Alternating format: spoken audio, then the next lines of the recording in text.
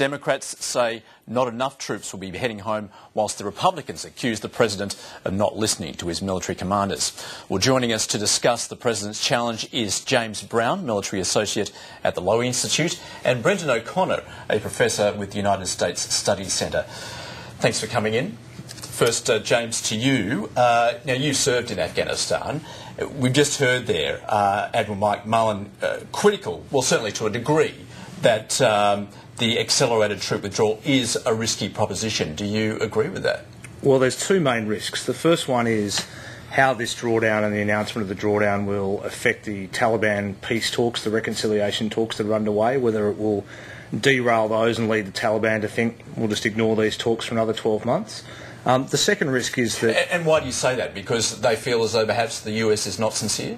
Possibly, yeah. I mean, it's hard to demonstrate resolve, demonstrate that you're going to maintain the pressure on the Taliban when at the same time you're announcing a troop drawdown, even if that troop drawdown is 10,000 troops instead of 30,000. So it's difficult to maintain that pressure. Even though that's what the Taliban wants, of course. They want them out. Well, everyone wants the same thing. They want US troops out. It's just a question of how and when. But the second risk is that transitions, particularly military transitions, are a risky, messy business. People moving around the country, changes in force posture. Troops are a little bit more vulnerable when they're moving out and in, so that will need to be managed very carefully, and there are risks there. All right, let's move on to the political issues, I guess, and we'll bring you in, Brendon O'Connor.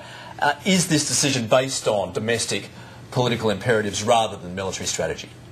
Probably, yes. I mean, there's an election in the United States at the end of next year. It seems a long way away for us, but Americans go to the electoral season very early. Obama had promised this. Remember that there would be a troop drawdown last year.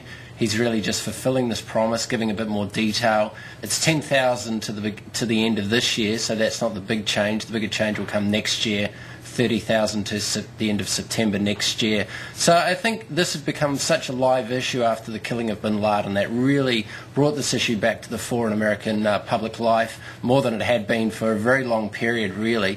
And I think Obama just felt he needed to get out there and make an argument to, in some ways, sate the Democrats in the Congress who want to see a quicker withdrawal, and take the issue to some extent to the Republicans in the primaries, force them to have a position, and their positions, I think, will be messy because it's an incredibly messy conflict, and this will probably create some divisions within the Republicans in the primary season. So how is this likely to play out next year, being election year, of course, in November 2012?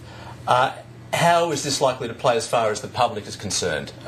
Obviously, we've seen opinion polls. They want them out. This is all part of that strategy then, is it? Yeah, the public has not been that exercised about this issue. There's been no major sort of protests on the streets. This hasn't been a top priority issue in any opinion polling. But there is obviously a concern about how come it's taken so long and what's being achieved. I mean, is something really significant being achieved since Al-Qaeda is apparently sort of on the decline, very significantly on the decline? Its leader has been killed, not in Afghanistan but in Pakistan.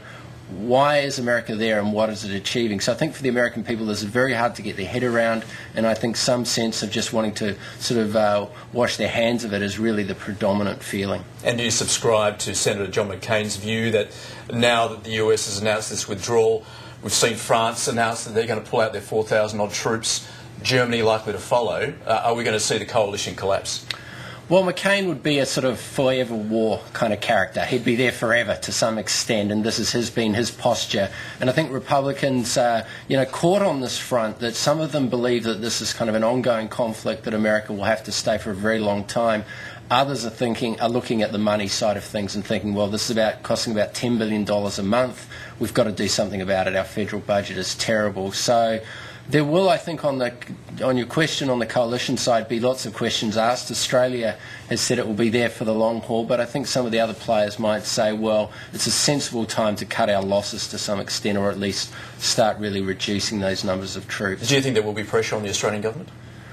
Well, I think the sort of mounting toll of debts has been the kind of the difficult part for the Australian government. I think there's been a sort of lock, stock and barrel sort of commitment by the Gillard government to say, OK, we're there as long as the Americans are there. Maybe even at times it's suggested we'll be there for longer than the Americans. But I think it's trying to explain those deaths of troops. It's a really hard part.